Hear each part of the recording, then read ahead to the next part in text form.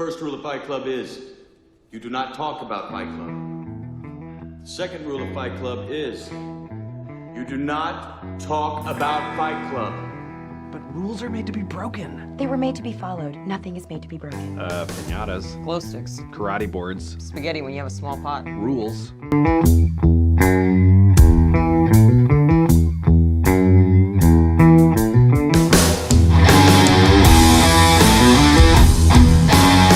Hey everyone, this is Shane Combs, SVCSportZone.com, here once again with my brother Matt, and you are listening to Expanding the Zone, our new podcast show here in season 1, and we're all the way up to episode number 12, where tonight we're going to be filling in the blank. Rules are made to be blank.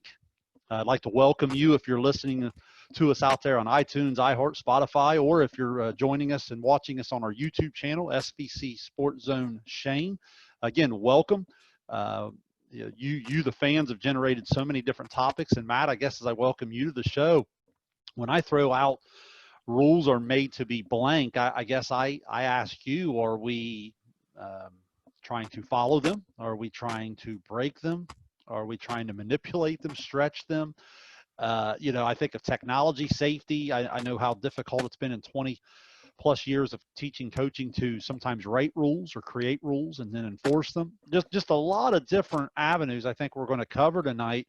When I throw that fill in the blank, rules are made to be blank to you, kind of what comes to mind, and maybe talk to the fans a little bit about how you and I kind of arrived here for episode number 12. You know, we had talked about, oddly enough, we had, I can't remember how the conversation came up, Shane. We had talked a little bit about rules and how much over the years rule changes have either really helped a certain sport, or maybe there's certain sports that probably need to examine some rule changes, right? We talked about that in one of our episodes with sports like baseball and basketball that have stayed kind of traditional at the high school level and maybe haven't thought outside the box the same as volleyball or some of those sports have. But and then basically what spurred this on is Major League Baseball getting up and going again, right? We found out this week, Major League Baseball, thank goodness, we're going to get 60 games at least. The millionaires and billionaires figured it out. They figured it out, man. I mean, it's they finally did what probably 10 dudes at a bar could have figured out for them 2 months ago, but maybe even done it better. But no, so, some rules came up like extra innings, putting a guy on second base, right, so we got to looking at rules, and then something that came out at the high school level. And this was a little less nationwide news, I guess, than what obviously Major League Baseball was. Sure. But something that came across my Twitter feed was in Georgia, the Georgia High School Athletic Association voted to have the shot clock. They voted to adopt the shot clock. Interesting. And one of the people on Twitter responded, I think in jest, sort of, saying that, well, there you go. You lost your seat at the table for the National Federation of High School. Because I don't know if people remember, but I mentioned in a previous show that one of the things about the National Federation is to have a seat on their board or to be a participant in the process, I guess, with them is basically you have to adopt all of their rules, which I've always found a little humorous. It's like, hey, listen, we're going to give you a voice as long as you agree with everything we say, right? Yeah. But so you can come eat dinner with me every night as long as you tell me how good a cook I am. Yeah, I mean, that's it, but yeah, it's kind of bizarre, but I've always questioned. I mean, that's been one of the things that Ohio High School Athletic Association has always said is we have to adopt the rules of the National Federation or we lose our seat on the board. And my response is, well, who cares if you have a seat on the board if you can't make any change or affect any change? I mean, so yeah, and me, we've talked about it before, and we'll get into a lot of this in detail in the state of the game in the future for basketball. We've mentioned that show a few times, but yeah, I'm not necessarily just a die hard, slam my fist on the table, say we have to have the shot clock. We've talked about it a little bit about some of the moving parts to that, but I do admire a state that's willing to say, hey, we're going to make our own decision. We're not going to make it based on what the National Federation tells us to do. We either want the shot clock, we don't want the shot clock, or we want some, here's my thing with the National Federation, and we'll get off that topic and onto our rules. we play state tournaments at the high school level, right? It's not like the NCAA where you play a national tournament. Right. If you were in the NCAA and in college basketball, Kentucky had their set of rules and Indiana had their set of rules and Colorado had their set of rules, that would cause a problem when you come together and play a tournament. We don't do that at the high school level. In Ohio, for instance, here we play a state tournament. So who cares what the National Federation thinks? Ohio, we don't care how Texas does it. Doesn't matter. We do it in Ohio that way, right? Exactly. So I guess the whole thing about adopting a national set of rules in an organization that runs a state tournament, that's never made a ton of sense to me. But anyway, and some of these rules we talk about tonight may pertain to that. I don't know. But anyway, those two things that happened sort of, I think, spurred us on to go ahead and do this episode, just kind of bouncing back and forth some rules off of each other. I think the interesting, Shane, thing tonight is we didn't really share any of these with each other, so we're going to put each other on the spot a little bit with this. Right. You know, Matt, you said a word already that I had almost at the top of my notes was change. I feel like sometimes we live in a society, if you think about it, there are a lot of people that are really scared by change. And let's face it, there was a certain time in my life as a sports fan where I never dreamed, you know, we would have instant replay in terms of video to decide if someone's safe out in a World Series game or who's that ball out on in the NBA Finals or what catch in the NFL. And I still don't know if they figured that out. But my point is with change, I got to thinking, I just turned 43 recently. So when we moved to Chillicothe, Ohio, what, in the mid 80s or whatever, over that time period, I've really only had two homes. The one we grew up in, basically, from me, the third grade, you the sixth grade on. And then my wife, Bethany, and I just celebrated our 16th anniversary, and we've lived in this home. So I've only had two homes. I've had pretty much one job, 20 plus years, same school. Now I have gone and I've had two or three little coaching stints here or there to help at some other schools. But for the most part, not a lot of change. Try to be very consistent in my faith and so forth. So I guess I can understand that stability and some of those things, but I also understand that sometimes that change can kind of cheat you out of really understanding some different options and understanding an opportunity to get better. What is it about the concept of change? I know you went through some dynamic changes early in your career before you found, you know, what I've considered just an incredible job for you. Talk to me about change. What is it about change that scares people maybe to dive in and try something new when it comes to rule making or maybe changing some different things? Well, I think it's like anything else. You know, if you've been doing something a certain way for a long time, chances are if you've been doing it a certain way for a long time, it's at least been acceptable, right? I mean, because probably if it was a total train wreck, you weren't going to do it that way for 20, 30 years. So take a sport, for instance, as we talk about rules. If you've had a set of rules that has been adequate for a long period of time, maybe you say, oh man, I hate to go against status quo. It's been okay. I guess my thing is my view on this has always been in leadership, and that's what we do a lot on this show. We talk a lot about leadership stuff, is do you want to be adequate or do you want to be great? Because that's what it comes down to for me. Is good enough good enough? I mean, is that your take? Because you just mentioned things like your marriage and your faith and or your home, right? You've had the same one, but you haven't just sit around and said, I don't have to get better.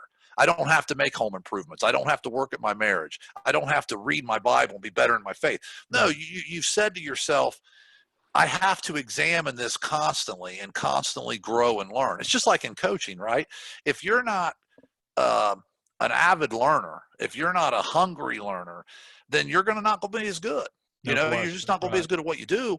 And so, and I think the same it's like I've said in other shows, and I'll say this again. We tell our coaching staff all the time, question everything, question it all. And if the answer to that question is, well, why do we do this? Well, just the way we've always done it. That's not good enough.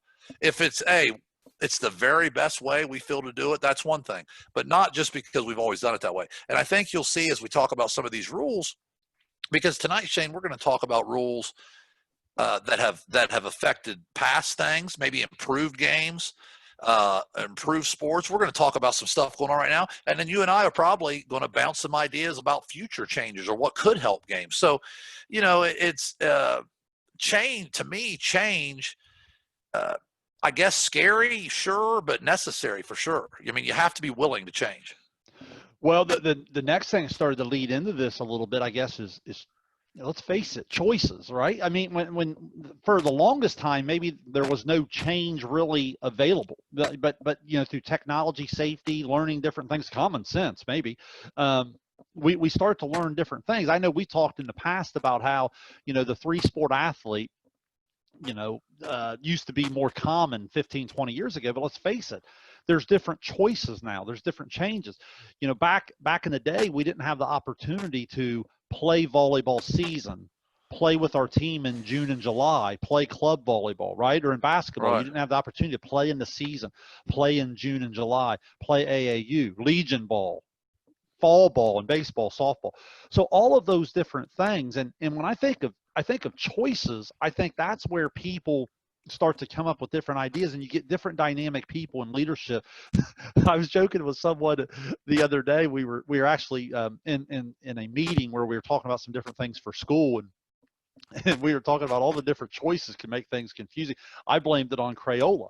When we were growing up, Matt, You only had 8 of them. we had 8 of them, right? Yeah. You know what I mean? Like a lot of people could name them off, the yellow, blue, red, green, whatever, name them off. And then all of a sudden you start going to 12 and 24. And, now there's like a box like 216, you know what I mean? Oh, I remember the 64 crayons where you had the double decker, you opened it, you had like the upstairs and the downstairs on that bad boy, Well, like it used to be past the red, you know what I mean? Now you might ask what you want, the burnt, you know what I mean? Or the crimson or the scarlet or whatever, whatever that means. So it's one of those things where it's no longer just to say, make it green. You got to look at all the shades of green, you know what I mean? Or when you order things. So as we go through this show, I guess I would challenge people to not be scared of change, at least be open-minded to it, think from a creative standpoint, and kind of look at those particular things. The first thing I wanted to throw at you, Matt, was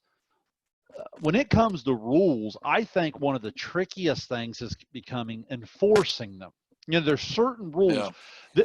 One of the things from a past show that came up in my notes, and again, it's so cool how people are kind of catching up with expanding the zone.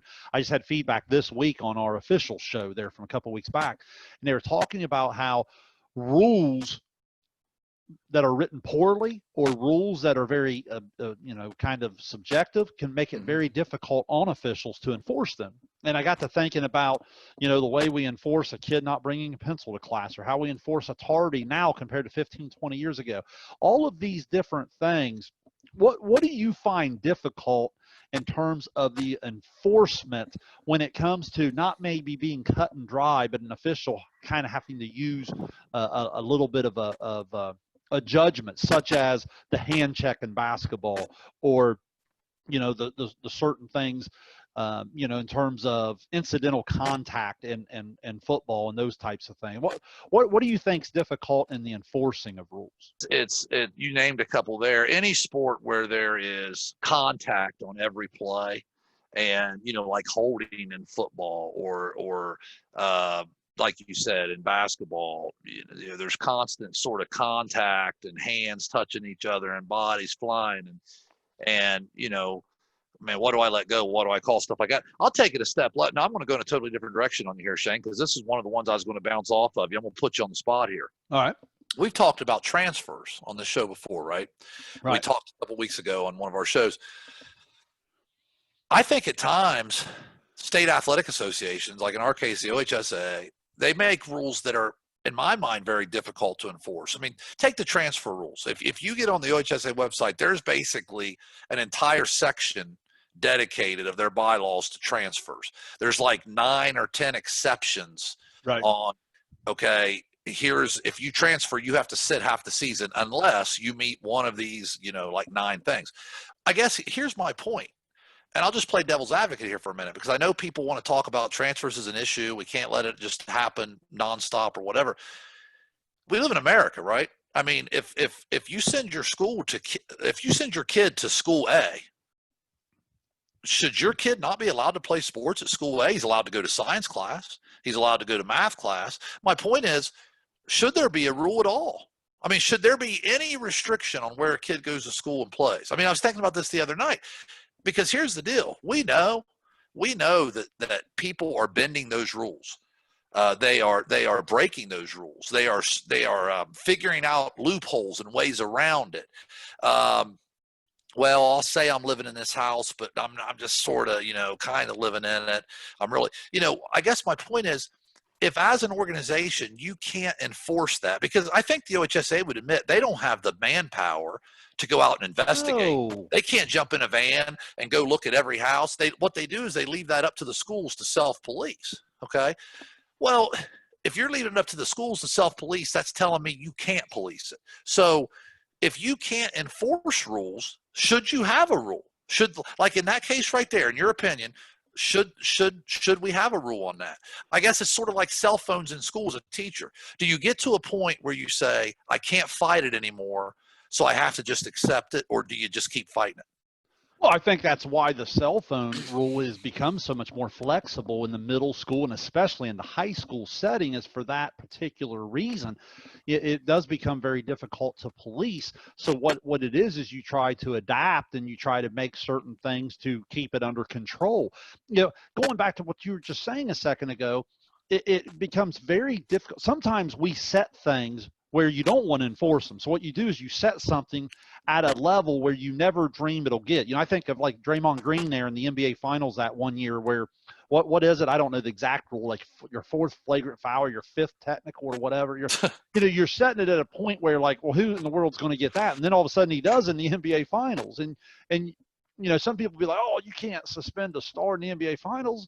Well, stop being an idiot. Yeah. Well, hey, did you know this year, Shane, in the OHSA, maybe you saw this, maybe you didn't, an ejection for fighting now in high school sports is a 4-game suspension. Did you see that? Right. So and it kind of goes back to some people say, oh, that's a bit much. And don't the coach fight. in me says, don't fight. That's what I'm saying. Like, the 2-game suspension for an ejection is there. And let's face it, there can be some goofiness that happens, but the 4-game for fighting, there's no weird situation if you throw down. Don't fight. Right. I mean, if it happens, I'm probably sitting here talking now. It's going to happen to one of my guys, right? But if it happens to one of my players, I'm going to say, look, man, what are you doing? So, but anyway, I mean, yeah, sometimes you set a rule so, I don't know, lenient, that if it's broken, it's like, man, what are you going to do for a guy? Well, and you made the point of, should we just turn it, the only place I'll defend the OHSA, like on the transferring thing, is, and again, I'm not a parent, and I'm not here to tell parents what to do. I'm just saying that when there's a situation where you'll see examples of people signing over, guardianship, when you see people doing different things with marriage or with, like you said, address or different things, to find that loophole. Again, I don't know what you do. And that's what I mean by the enforcement or the difficult. Sometimes it's so vague because, let's face it, there isn't a way to police it. There isn't Right. a way to properly write it. And unfortunately, what I've seen happen is there's some people who have legitimate situations that are sometimes too upfront and too honest, and they end up costing themselves. You know what I mean? It almost, Right. it's bad because sometimes it sets up to be negative. So I think that's something to keep in mind when we start going through these rules tonight too. Not only think about change, not only think about choices, but think about how difficult it is to write these things and then carry through with them and enforce them. The next thing on my list, Matt, was what's been some game changing. I guess the easy one that jumps out at us, I think you and I both agree that rally scoring and volleyball was something that that was really dynamic. And I guess what it did was it made the action go a little bit quicker. I know volleyball started to look at some things in terms of the first contact coming over. I know some of the old school people really kind of hate some of the different skill things that's allowed to kind of, not take away, but certainly loosen up. But I think we all can agree that the game got faster. The game got to a situation with the libero to where it specialized certain talent. It now all of a sudden allowed the girl that's 5'1" or the girl that's 6'1" the opportunity to dominate in their different areas. And let's face it, volleyball is very unique in that way. Okay. Yeah. In basketball, you're not allowed to run your offensive and defensive unit on the floor, right? They've got to transition to Right. play both. So it is. There's some dynamic things there, but would you think it's fair to say that volleyball kind of leads the charge in terms of creativity and marrying their high school game a little bit more with the college game?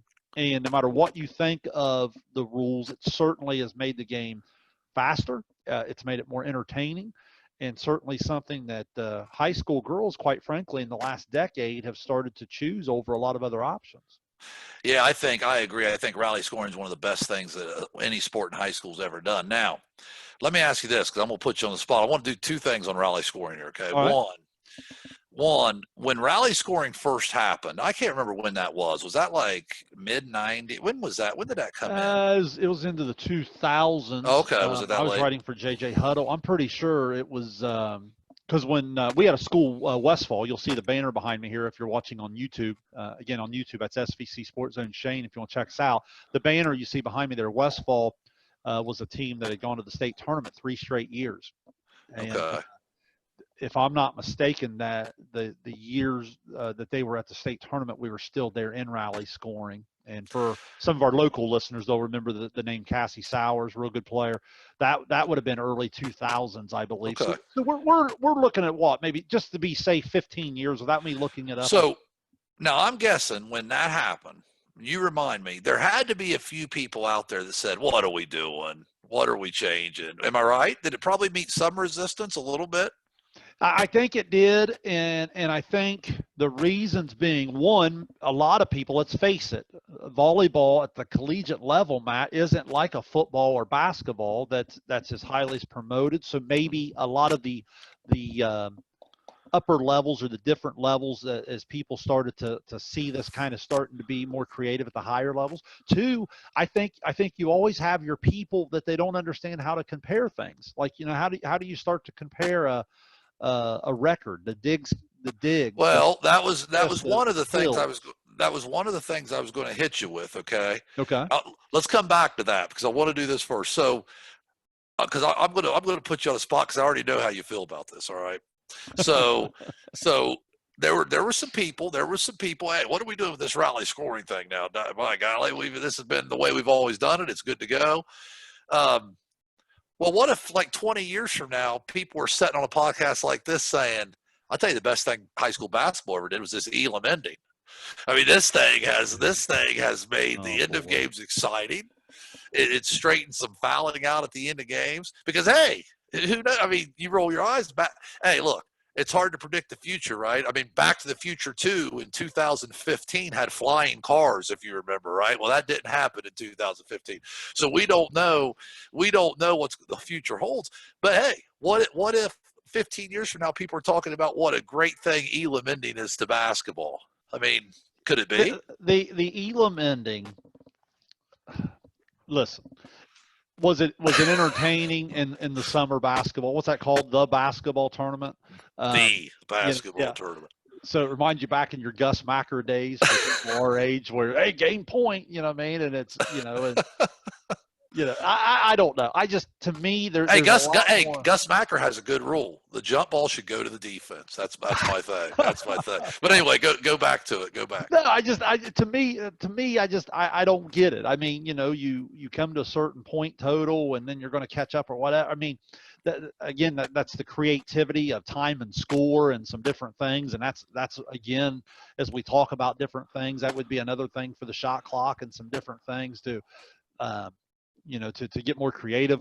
We don't need to give 75,000 chances at the free throw line, like with the double bonus and things like that. Oh, the double bonus is one. Gee whiz, so those are all factors in time and score that I would probably attack first before I just say, right in the middle of the fourth quarter, hey, let's decide to turn the clock off and play to this score. You know what I mean? Like, I don't. Now you mentioned the records. In all seriousness, that's Yes, that's an interesting thing when you it talk is. about It these is. rule changes, because like obviously I think rally scoring is great in volleyball. I think it's outstanding. Now, with that being said, there is absolutely zero way to compare a setter from 1985 to a setter from now, other than the eye test, right? Statistically, you can't compare, because you got setters now, they're getting their thousandth assist midway through their sophomore year. Right. And that would, obviously almost mathematically impossible for that to have happened back then. Think about this, Shane, just as another example, and then I'll let you comment on it. Basketball, same way. In my generation, when I was coming up through high school, and anytime a record was set, somebody would score 1,000 points, somebody scored 1,500 points. Well, the old timers would say, you had the 3-point line. We didn't Right. have the 3-point line. Well, now the old timers, I'm pointing at myself, could very well look at the people breaking records now and say, you got 8 more regular season games than I got. You're playing 22 games a season. We played 20. So there's always going to be some of that. Don't you agree, when rules change, that it affects the history of the game a little bit? Oh, I don't think there's any question. You talked about Major League Baseball in terms of the 60 games they're going to play. There's going to be a lot of people that have Oh, what issues if a with guy hits that. 400? Right. I mean, somebody could hit 400. There's no question. I think too, Matt, what happens is, where volleyball's so unique, not only is it the eye test, but when you start playing the best of 5, I Right. can tell you from experience in doing SVCSportZone.com and looking at this for a decade worth of data now, not only is it hard to compare now to then, it's also hard to compare setter on the really elite team compared to the setter on that middle of the pack team. And here, let me explain myself. What happens is, the setter on the really good team, or the hitter on the really good team, what do, Matt? Every night they go out for 3 sets, right? They dominate the opponent, match over. Right. That pretty good player on the middle team makes their team good enough to kind of compete 4 or 5 sets with the top half, but they're also just bad enough to kind of let the bottom half kind of compete with them. And throughout the course of the year, they play a lot of 4 and 5 set matches. Well, what are they going to do? They're going to accumulate more assists. They're Sure. going to accumulate more. I know that's why, like, when we do our stats, we try to do them per set, which is fine in, say, a league leaders or a county leader type of thing. But in terms of career total, let's face it, the people playing those extra sets are going to get to 1,000 digs, 1,500 Sure. digs, 2,000 assists, 1,000 kills, all of those different things. So, look, milestones are huge, for sure. Records become very difficult to compare, but at the end of the day, I think if you do something for the betterment, why is it wrong? Now we're already 10 years into this and people are already starting to become more comfortable with it. Why isn't it okay to have pre-rally scoring, post-rally scoring? I Why don't see isn't it anything wrong. okay to someday have, or the pre 3-point line to post 3-point line? Although I don't know that the 3-point line is much of a factor as, like you said, 8 extra games are actually more games. I mean, Right. the 3-point shot, let's face it, you still got 2 for it. So you're only talking about Yeah. 1 point. And if you watch some of the old videos, I mean, the guys that could shoot it out there, they played 7 feet off of you because it was worth 2 points. I mean, it was Right. Right.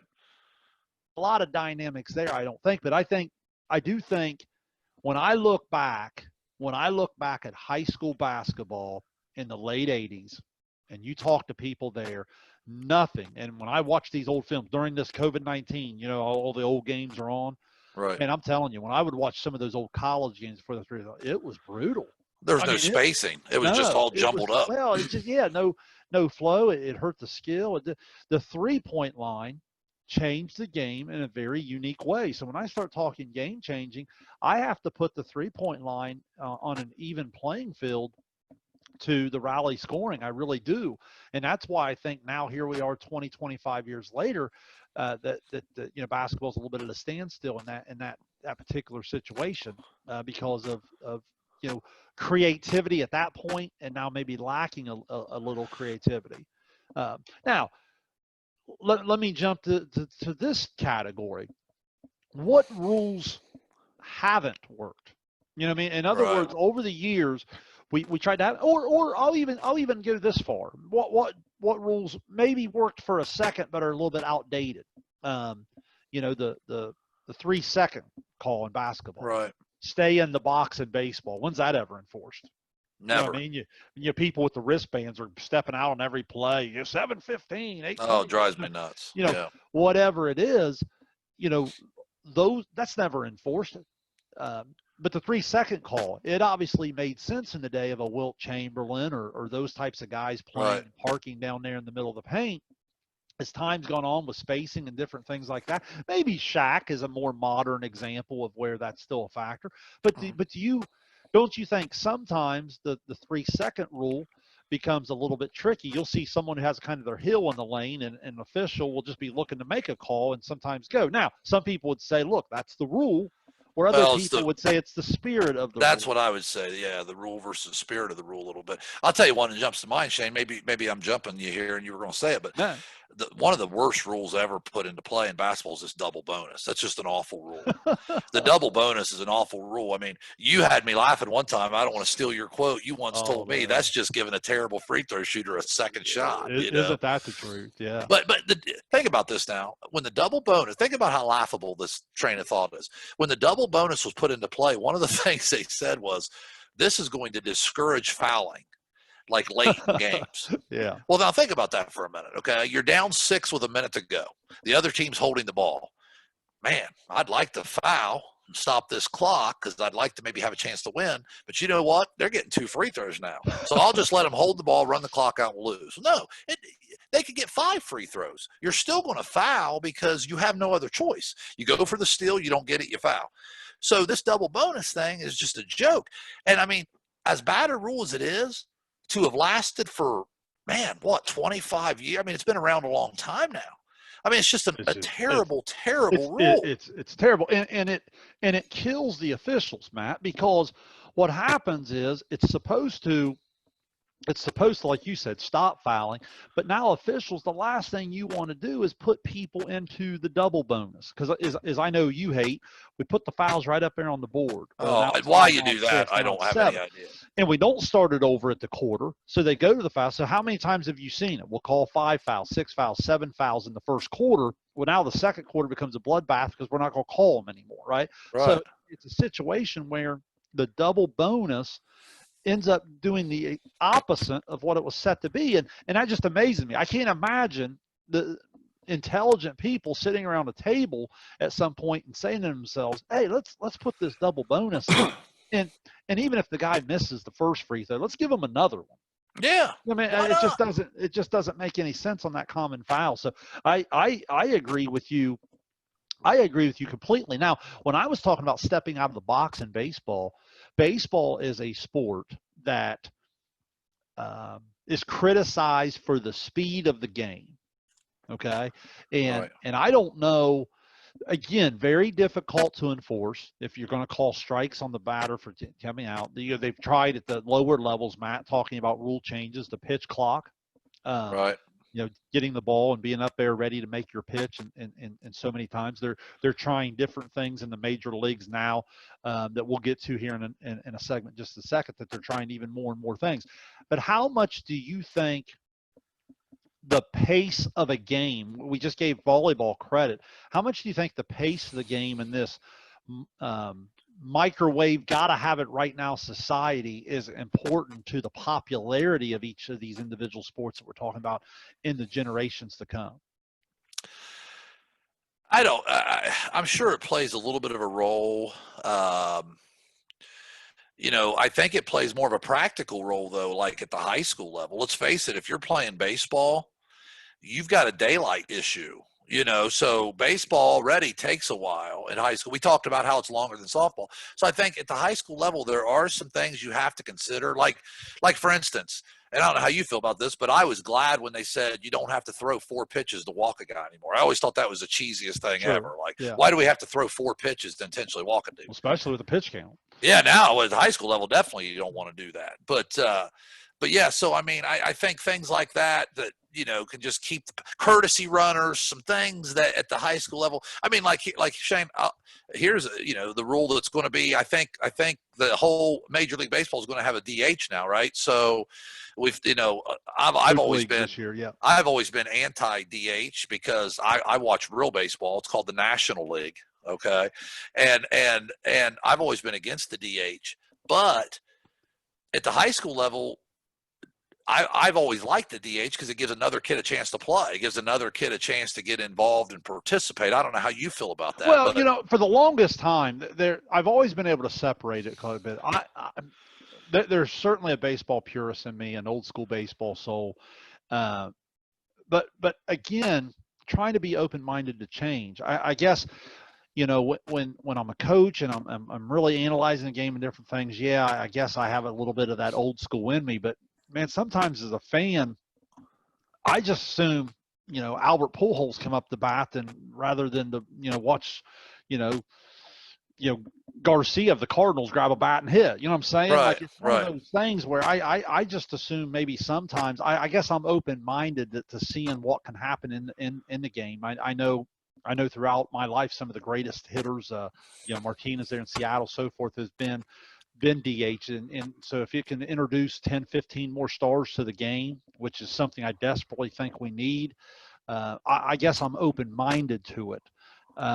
Also, speaking of the National League, it might allow starting pitchers to go a little deeper, which is something that started to bother me a little bit. You know what I mean? Like these Yeah. guys get into the fourth or fifth inning now. Not only do we have to start getting someone loose when they get to 80 in their pitch count, we also as a manager in the National League, Matt, your hands are tied a little bit. You're in a tied game in the fifth inning, sixth inning, bases loaded, 2 outs. Are you giving that opportunity away, or are you going to send a guy up there to hit? So Right. I probably agree with you more than I don't, but again, it's something I'm trying to be very open-minded to and go. Speaking of open-minded, what's your take on them putting a guy at second base in extra innings? I'm a little different than you, man. Like I'm not saying we should go to the Elam inning tomorrow, but I'm more open to it than you are because I've always been a little more open to like it intrigues me the outside of the box thinking and stuff. Okay, that's always intrigued me. So I kind of like it. I mean, I feel dirty saying it, like I need to go take a shower. Okay, but I kind of like this guy on second base in the extra innings just because. Think about that, man. Like every extra innings pitch is going to be crucial because you got a guy in scoring position. So in a way, I kind of like it. I guess I'll have to see how some of these rules you kind of got to see how it goes a little while, don't you? It's kind of hard to know, if you'll like it. I can remember when like all this instant replay stuff came out. People's like, Right. oh, it's going to slow the game down. I'm going to hate it. I love it. I do. I just think we have the technology, use it, so Get it right. yeah. So But now I am the first to admit sometimes as a fan, it does kind of just, let's hurry up already. So, but right. again, I guess you're weighing it in terms of, hey, let's get it right to make sure that, the call's right. I agree with you there. I don't have a problem with the guy on second. It's a situation maybe in the postseason. I would like to see him play it out and play. Well, I think they are. And they are. That's what I'm saying. Yeah. So, but now in the regular season, the longer I follow baseball and so forth, I don't know that we need 14, 15, 16 inning games. I don't know who wins from that. Even if someone loves the game as much as I do, and keep in mind too, people freak out, man. Both teams are getting it. It's not like a football overtime where Drew Brees and Brett Favre are in a shootout and the coin flip decides if one guy may never touch the ball, right? Right. Well, that's the thing. Like college football, people like purists will say, "What a stupid overtime rule college football has." I've always liked it better. I like high school and college football overtime better than I like the pros because I know each team's going to get a shot. That's just my thing. So, hey, take back to baseball real quick though. We knew on this show we're going to be all over the place with these rules. We're not going sport by sport here, but high school baseball, okay. Obviously, limiting big extra inning games in high school is really crucial for that matter because of this pitch count, right? Do you like pitch count better than inning rule? It's always been an inning rule up to a couple of years ago. Now it's a pitch count rule. Which is better? Well, I'll say this, Matt. No matter I separate no matter what I think to the good of kids. Obviously, that's why we do what we do. And from a safety standpoint, the pitch count's better. What was Right. happening way too many times, you know, it's not always just the total number of pitches, Matt. In my experience, which is about 25 years now, it's the stressful pitches. Right. It's the consecutive. If you can stay at 15 to 20 innings going, or excuse me, 15 to 20 pitches an inning, going an extra inning or two may not be that big a deal, but it's the overall inning. If all of a sudden you have one of those like 45, 50 pitch innings, Yeah, it's that's not brutal. healthy. You know what I'm saying? Yeah. That's not healthy. So, when I think of safety, I say pitch count first. Think of that too, Matt. You kind of lead into a really interesting topic. Don't you think safety has a lot to do with these things? You think of Major League Baseball with the sliding rule in the second, the collision with the catcher. Right. They've adjusted that. I even look back. I'd have to look it up, but I mean, again, I love these old games, man. I'm going back like like a kid in a candy store watching all these things. I want to say it was back in the early 70s when they decided, probably be safer if we wore some batting helmets. So like, Well, yeah. I mean, these dudes just got up there in a hat. I mean, come on, man. So could you imagine Well, Aroldis Chapman on the mound today, and like Oh. Trout you had to dig in with his hat on? I mean, Think about safety in all seriousness at the high school level yes, and every level. Think about all the stuff in football the last few years. The trying to basically, let's be honest, almost eliminating the kickoff or trying to. Now yes, that hasn't worked at the high school level because not enough guys can kick it deep enough to limit it. But like limiting the kickoffs, the blind side blocks or the crackback blocks, you know what I mean? In football, that's something they're really trying to take out of the game a little bit for safety. So I agree. I think any rule that can help the safety of the game, especially if it doesn't take away like total integrity of the game. I mean, I don't want to see rules that change the game completely. Like, in football, I agree with these people to say it's not like you can take all violence out of football. It's a violent game. Okay. If you're going to take all violence out, you basically just end the game.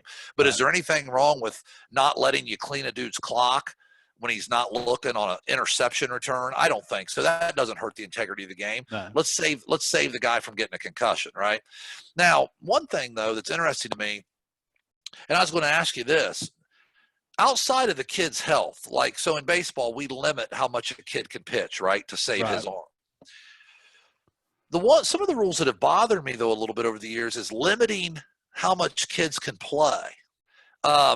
If it's not a health thing. Now, and I think those rules probably went into place with health in mind, but I think in all honesty, they're sort of, I don't know. I mean, they're outdated. Two, they're hard to enforce. Let me hit you with a few examples at the high school level. We limit how much a kid can play in the summer. We say basically coaches can coach kids for 10 days. We limit how much kids can play during the season, right? Like, okay, in basketball, you're allowed 5 quarters a night. You're allowed a certain number of games a year or certain number of quarters a year. I know there's rules like that in baseball, right? How many games you're allowed to play. I guess my question is, why do we care how much a kid plays in the summer or how much a coach coaches in the summer? Like why does the OHSAA want to limit how much I can coach my kids in the summer when one, let's be real honest, they can't really enforce it. It's up to me to have some integrity and not break the rule. And not everybody does. So that rule is getting broken. They can't enforce that. It's not like they got enough manpower to start secretly sneaking into gyms and seeing who's working out or whatever. There's no way to enforce it. If kids are in the gym working out, they're not out on the streets doing stupid stuff, getting in trouble. Why are we limiting how much we're allowed to take our athletes under adult supervision and have those positive influences around them all summer long? And I know they're going to say, well, we have to protect kids who want to play football and basketball and baseball. And what if all the coaches are pulling them different directions? Well, that's a school issue and that's a coaching issue. That's not an OHSA issue, in my opinion. They shouldn't police, I guess the ethics of the coaches and the schools in that regard. I mean, let kids play. for instance, the quarter limitations in basketball. I've Oh, never. did they increase that to 6? They've increased it this year, and let's face it, why? Well, because girls JV basketball is dying on the vine. You're getting Right. 2-quarter games all the time. You're having a lot of schools that can't field 7th and 8th grade teams. Right. So they're being forced to allow kids to play more. But here's my deal: why not just let them play?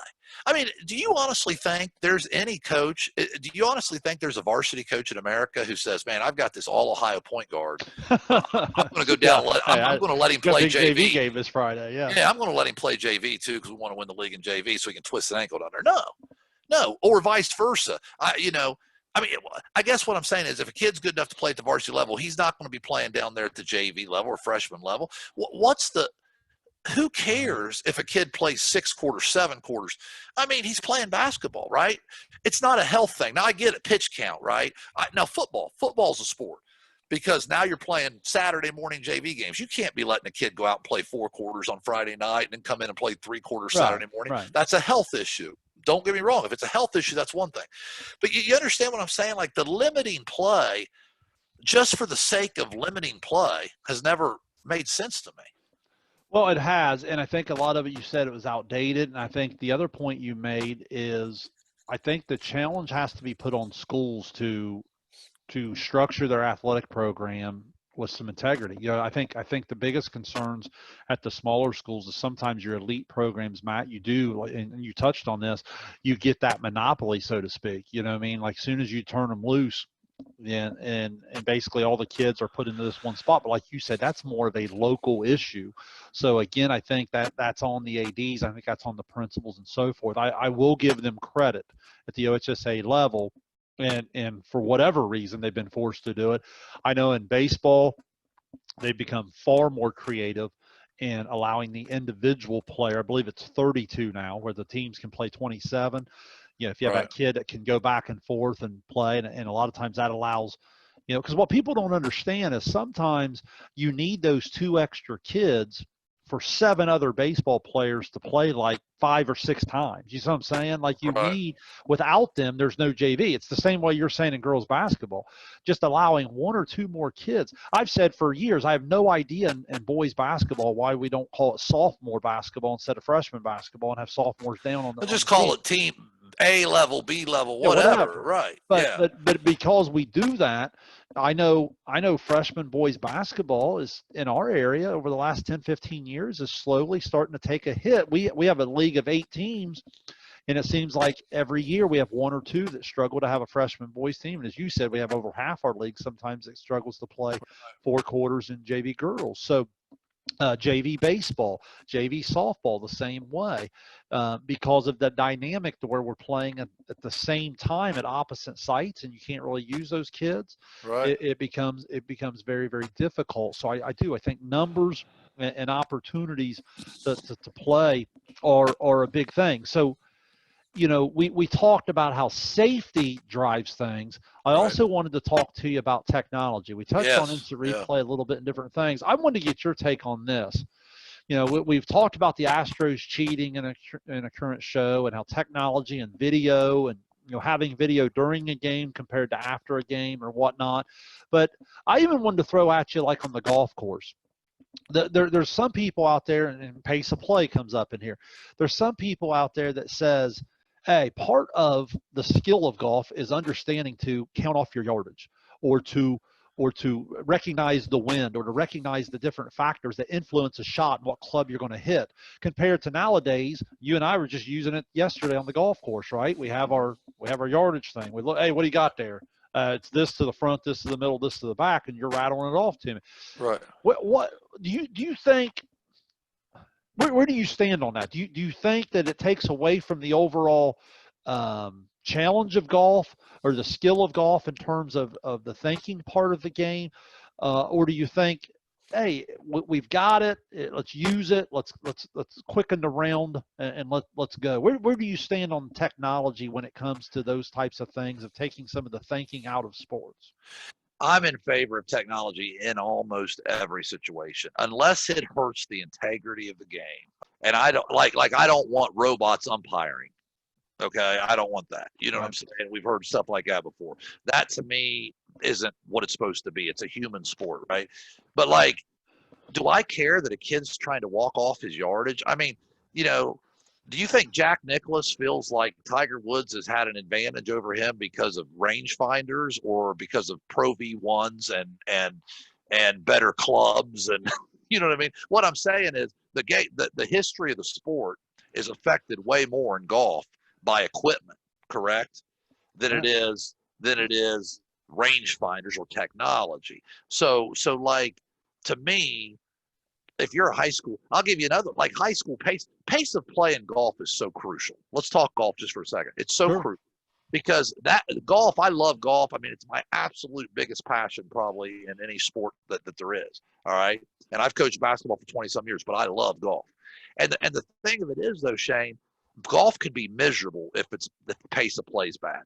And at the high school level, I'll give you another one. Besides technology, I want to come back to technology on a couple other sports, but what, like in golf, what about double par in high school? You know, do we let kids get 10, 11s, and 12s, or do we just say, hey, it's a double par, let's move on, partner, because you're out here just hacking it around? And I know, like, you know, we have an outstanding female player in our area, Maddie Schultz, who you talk about a lot on your show. It's got to be brutal for her in certain matches to knock her drive 250 yards down the fairway and then watch her opponents hack it up through there, and she has to stand there and wait to hit her next shot. So I think pace of play is important. So back to your thing about technology. Yeah, man, listen, if it speeds things up, let it go. I have no problem with that. I'll give you a couple other, I don't want to cut you off, but I'll give you a couple other examples on technology, Shayne. And if you want to come back to the golf thing, you can, but like technology's helped track in high school immensely with the FAT timing. A lot of these invitationals you go to now, the kids wear like a little chip on their shoe and everything's computerized timing. I mean, it's helped immensely, man, with not having to have the same number of workers and volunteers that are sitting there with stopwatches, and to not have to be able to more quickly tabulate the scores and the standings and the points. It moves the whole night along faster. I'll tell you another technology thing I think we need to be allowed to use more is weather stuff. You know, in baseball, we have lightning, right? We have issues. We have football, we have lightning issues. I can pick up my phone and it tells me right now, hey, the nearest lightning strike was 30 miles away. Well, but if we see it, we're supposed to stop play, right? And you may feel differently than me about this because I know safety should come first. I get it. But I guess what I'm saying is I've seen high school football games canceled due to little heat lightning in the distance, you know, and recently they changed that rule to where if you don't hear thunder, you know, you have some flexibility there. But I guess my point is, why not use technology even in that situation? So to me, if we have the technology, let's use it. Well, and I think the key is it goes back to what I was talking about, putting the guy on second base to start extra innings. It's not like, you know, you get to do it in the top half and I don't get to do it in the bottom half. You see what I'm saying? It's an equal thing in terms of both. So like if it's available to everyone, it's one thing. Now, I will say that sometimes it might be hard to compare through generations of sports. You know, to say that equipment hasn't changed golf would be obviously false. You know, we're sitting here as we record today, a 50-year-old, Phil Mickelson's, you know, winning. Why is he able to still compete at 50 years old? To me, has a lot to do with the equipment that allows him to still hit it at a distance to where that incredible short game can play. Is that fair? Right. I mean, it's really fair. I mean, you talk about watching these ESPN Classic games. I saw a while back John Daly's victory at PGA. They came across the screen and said he led the PGA in driving distance like that year, the following year at 299 yards. Now look that up today. Yeah. I mean, I think even close. Right. I think 299 yards wouldn't even get you on the list. I mean, there, you go down to like 30th place. Those guys are like at 310, 320, you know, driving distance. So again, it's the equipment, right? It's that's why now you're seeing golf courses with 520-yard par fours and majors, because the only way they can keep up with the players' equipment and their skill is to try to stretch these golf courses out to try to protect the history and the integrity of the game. But anyway, yeah. So on the technology side of things, I'm absolutely all for it. I mean, if let me ask you this in golf, since we're on the subject of golf, I'm gonna jump around here a little bit. Now this is outside the box. Again, I told you I like thinking outside the box. Should we have gimmies? Should we have gimmies? I just looked up 3 feet and in.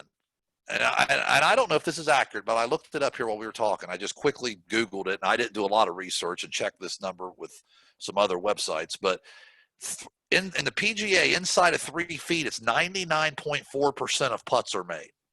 They said that's equivalent to what extra points were in football before the NFL backed them up, before they backed it up to whatever it is now, like a 30-yard basically extra point or whatever. So should we just say, it's good, 3 feet? Should we have gimmies? Would that speed up play? I think absolutely. How important in fact, is it? It's funny you say that, because I looked up the same thing, Matt, and I went a step further and went out to 4 feet, and I think it goes down to like 91.5. Yeah. Okay, so how about that? A foot drops it. Right. So in my point, and again, I know Colonial there last week, there was a short putt miss, and I don't know exactly what the foot, what the range was on that. I think that was like a 5.5 footer maybe or okay, something. maybe. I watched that, yeah. So my point is, though, if you put some sort of thin line around the hole, something that's not going to take away from the beauty of the course, or it's not going to be an eyesore, it's not going to be anything there, and it's something there that allows you to recognize, because I watched again, going back to the Travelers here this weekend.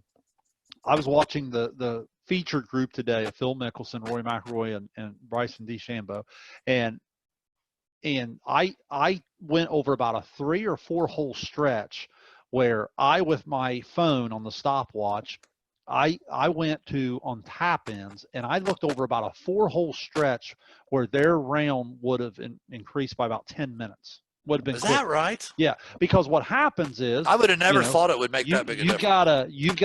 And again, I couldn't tell exactly from the TV if these are 2, 3, 4 foot, but let's face it, a lot of times it's hard for them to just step up and knock it in from 2, 3 feet or whatever. The worst thing you want to do is give a stroke away when you're playing for millions of dollars and FedEx points, and every place matters. And it's just, this guy marks it, he steps back, this guy steps up, he puts his ball down, he squares it up, he puts it in, and 3 people are doing that. Then even on the weekend groups, you're playing in the twosomes, which I guess is a little quicker. But my point is, if something is happening at a 99.4% clip, isn't that a great opportunity to quicken the game, make it a little bit more fan friendly? It's got to be better for the players. And you mentioned the extra point in football, which they moved back, and let's face it, now all of a sudden there's a little bit more strategy involved. It's not such a gimme. NFL, I know, has gone taking a look at the onside kick. I don't think this passed yet, but it was really close, where the onside kick's pretty much a thing that's gone. Again, safety, right? Right. Now they're looking to say, hey, give the offense the ball, and it's like 4th and 15, one play. If you convert it, you keep it. If not, they get the ball right there. Yeah, now, I know. I think I would probably go, me personally, I would probably push that to 4th and 20 in today's offense and today's pass interference calls and all those things. Right. But I think they're on to something. I think they've said it's like the 20 or 25, 4th and 15. I would probably move it back to about the 10. And I would make it 4th and 20. I'd make it a little bit more risk reward. And the funny thing about it is, Shane, like bringing this back to the high school level, you have to adjust these rules even more at the high school level, don't you? Right. Because at the high school level, you're converting a 4th and 20 is almost unseen. Now, 4th and 5th, you're right, 4th and 15. Now, you could almost go 4th and 10 or 12, but 4th and 15, Patrick Mahomes is just like a roll out and make a play. You know what I mean? Or like in golf, there's a bunch of 3-footers missed at the high school level. Right. So if you were going to do that give me rule, you'd have to draw, like spray paint a circle more like at a foot or something. You have to sort of adjust or modify to the high school level. Yeah, probably. But I mean, I guess what I'm saying is, if that's how we're doing it at the highest level, and we can move it down, and we can move the game along, I just think there's a lot of there's a lot of positive there. I guess we've touched on a lot of these. I wanted to end the show with what could be the next big rule changes. I mean, we touched on the shot clock. I think the shot clock could be a very special thing. I think I think when you look basketball, the three-point line in the mid-'80s and what it did throughout the '90s for the game, we recognize it as players and as coaches.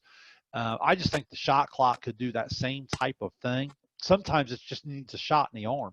What did rally scoring do for volleyball? Well, it was different. It was fun. It was Right. fast. And then Right. all of a sudden, girls started to get into it more. The fans started to recognize it a little bit more. I think the shot clock could be something positive. That's why with the DH, even at the highest levels of baseball, if it could get more stars into the game, if it can get more stars longevity, you know what I mean? If I can watch, and again, with all the years he was a Cardinal, I'm not the biggest Albert Pujols fan, but let's understand greatness, right? Right. If I can watch him hit 3 or 4 more years as a baseball fan, especially now that he's in the American League, sure, you know what I mean? It's Right.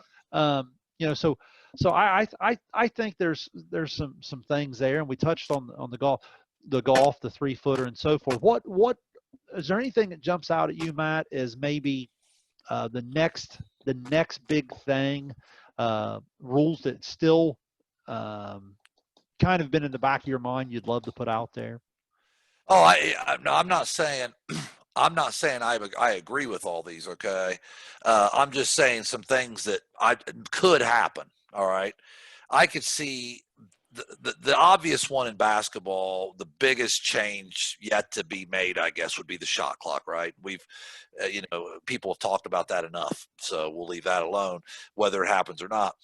I personally think there are some other rules, and when we get into our state of the game, we'll talk about this, that are much more important for the betterment of high school basketball. But football, I can see just the kickoffs eventually not even happening. Now at the high school level, I'm talking high school here. I can seriously see kickoffs being eliminated eventually at the high school level. Again, I'm not saying I agree with all this. I could see, and now this is really out there.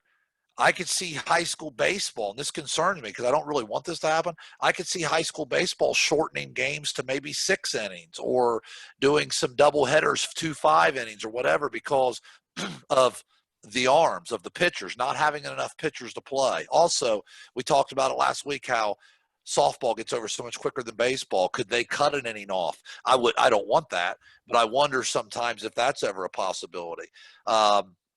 Some of the other sports we talked about, like golf, I think you're going to see some things.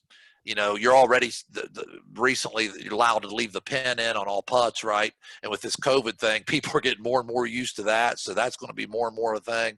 I do think you'll be allowed to use rangefinders.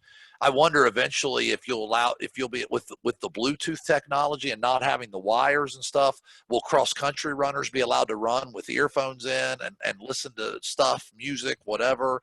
I think it was a safety issue before with all the stuff that where now you can just stick in 2 little buds and all that. I'm just throwing a bunch of stuff out there, I guess, Shayne.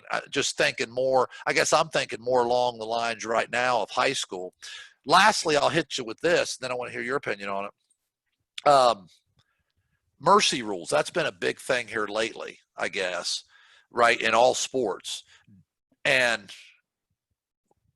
we live in a society that tries to legislate morality, I say all the time, right? So I don't see these mercy rules going away. Do you see even more aggressive mercy rules in some sports like basketball and football? We've already got like the running clock in football. Basketball's been the one sport that is sort of been last to the party on that. 35 points or whatever, the clock runs. Do you see more and more of this like sort of mercy rule type thing, trying to limit the embarrassment of blowouts or speed games up? I know I threw a lot at you right there. I'm interested just to hear what you have to say about it. Well, I was taking notes as you were going there. First, I'll start where you ended there with the mercy rule. Again, not to be afraid of change. I'm willing to try different things out. When I first heard of the running clock in football, I thought, man, I don't like that at all. And I had 2-3 different reasons why of just getting kids reps and getting the true 4 quarters a game or whatever. But then I'll be honest, it's one of the greatest things I've seen when it comes to football Friday night. And maybe I'm looking selfishly as a fan on that. Maybe it'd be interesting to hear from a coach or a player. I did have one person contact contact me from our baseball show talking about mercy rules, saying that when he was in high school that his team wasn't real good, and a lot of times he knew it would cost him an at bat or maybe an opportunity. Right. But on the other side, there was times he'd have to come in to maybe pitch and waste innings or waste pitches just to kind of get the thing over with, and it cost them in upcoming games. So I think on mercy rules, Matt, once a game's over, I think, again, from a safety standpoint of injury, frustration in terms of keeping control, game control, and different things, I do think you reach a time where, what's done is done, and I'm open-minded to those mercy rules. I really am. I wanted to go back because obviously the one I'm really passionate on is what you're talking about there in baseball. I understand that the game certainly does need to have a little bit more pace to it. I don't know, when we say pace of the game, that the overall game has to get over quicker in terms of the average amount of time. It's the downtime or the action, continuing to go to where it's a little bit more attractive to our athletes to play and to our fans to watch. I think I said this on some past shows. Just call strikes. You know what I'm saying? Right. Like, I've tried to research a little bit of the strike zone over the different years, and then we've lowered the mound, and then the strike zone shrinks. And I honestly feel like when I'm watching baseball on TV now, or even down to high school, if you get quote unquote a good umpire, I feel like you got to throw it through the bicycle tire to just get a called strike. So think about what that does as coaches. It gives you no choice as a coach but to give more take signs, to jack up pitch counts. If you have 3-4 hitters that are overmatched in your high school lineup, and the pitcher throws ball one, you're almost taking till you get 2 strikes in some cases. You know what I'm saying? Right. You get that guy out of there by the 4th or 5th inning. Let's keep it close. See if we can get to their number 2 in the 6th inning. We still win late. It's that type of thing. So just recognizing the strike zone and calling it a little bit more open. This is particularly in the high school game, I think would open things up. But let's face it, Matt, one theme we haven't talked about tonight in most sports, if you take safety out of it, some of the defensive things or special teams things, most sports have tried to make rules that promote offense. The NFL is the perfect example, all the way down to football. There may not be a more difficult position to play in all of sports than in the NFL backfield. Right. Or in a defensive backfield. Yeah. When it comes to football, the same is the case, though, in baseball with the home run and the offense, and trying to generate a little bit more there, and so forth. When I think of the one thing that happened in our generations, the smaller ballparks and the different things, is the home runs started to jack up and so forth. So I guess when I look at technology, when I look at safety, when I look at all these different things, it's fascinating to me. So on that note, Matt, I was going to start us on our final thoughts this week, and then I'll kind of give you a chance to make sure that you didn't get cheated there in your notes. I guess my final thoughts would read like this.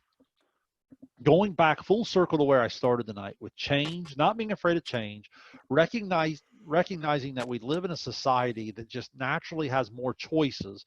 And when you close your mind off, you really cheat yourself the opportunity to better yourself or to better your product in some way.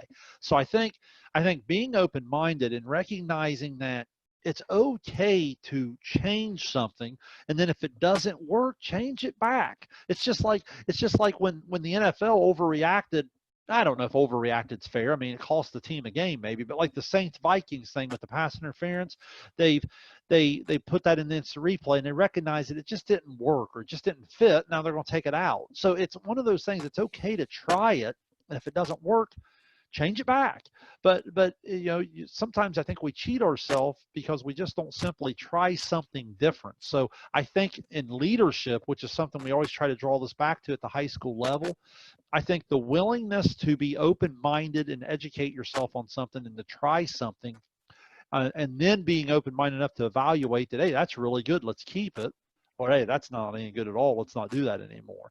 I think that's kind of the summary of tonight's show in terms of my final thought. Yeah, take a look at your notes there, Matt. Make sure that you didn't get cheated on anything, and just maybe give us a final thought on how you would sum up the rules are made to be blank. Yeah, I don't have anything else in terms of rules. I want to end what I have to say with this.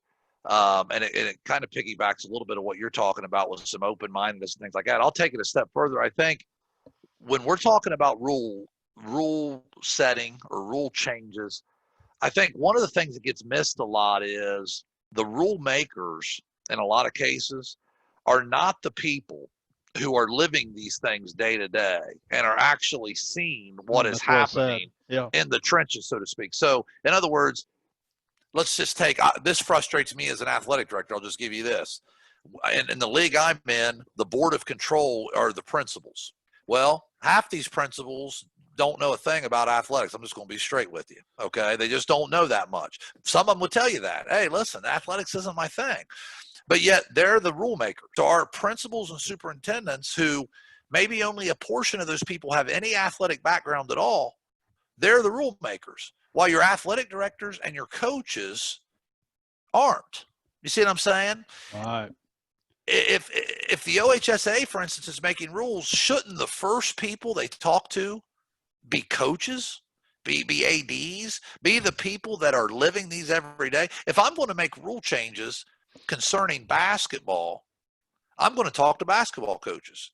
You know, same way if I own a restaurant, but I don't have really a lot of restaurant experience. Let's just say I have a bunch of money. I decide to buy a restaurant, start a restaurant.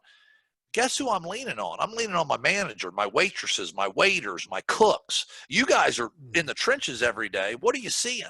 Right. What needs to change? What needs to get better? Why would I sit on my couch thinking, well, I've never had any experience in this, but I can make rules and make good sound judgments here? I think we're missing the boat with communication. I think the rule makers have to dig down into the lower levels of leadership, coaches, athletic directors, when they make these rules, so that they know, oh man, I never really even realized this is an issue, but you know, the coaches are saying this is something they're running into every night, I guess, if that makes sense. So for me, it's I think the open-mindedness, you take a step further and say, make sure you're asking the right questions. If you're in that fortunate position where you're able to affect change and make rules, ask the right people, man. Lean on the people that live it every day, and I think you'll start to see better decisions get made. But that's always been the way I felt about that. Well, I think that makes a ton of sense. I think that's a great way to end it tonight in terms of the way to summarize this. Look, we'd love to hear from you. I know I probably heard from 10 to 15 officials there when we did the official show. Our incredible feedback on our Little League show. A lot of baseball people reaching out to me there on the baseball show. And it's cool, Matt, to see how many people are still catching up with us here on Expanding the Right. Zone. I'm still getting, I got one more cheating feedback this week where people said, hey, just now getting introduced to the show, we'll listen to show number 2. So check us out there. If you go on iHeart, iTunes, Spotify, anywhere there, you can go back and you'll see all 12 shows. Obviously, SVC Sports Zone Shayne on YouTube. All 12 shows will be up there. And Facebook Messenger, Twitter, just look SVC Sports Zone, easy to find there. You really enjoyed the conversation back and forth with each of you that have reached out to us, so we appreciate that. Email admin1@svcsportzone.com. So again, whatever you're most comfortable with, so please get involved, because your feedback really drives our show and kind of drives our future topics that we've kind of been looking forward to talking about. So Matt, on that note, I think we're going to wrap it up here. Episode 12, rules are made to be blank. We'll allow you to fill in the blank and look forward to your feedback to see how you'll answer that. But keep joining us here on Expanding the Zone, and we'll see you next week for episode 13. Thanks, everybody.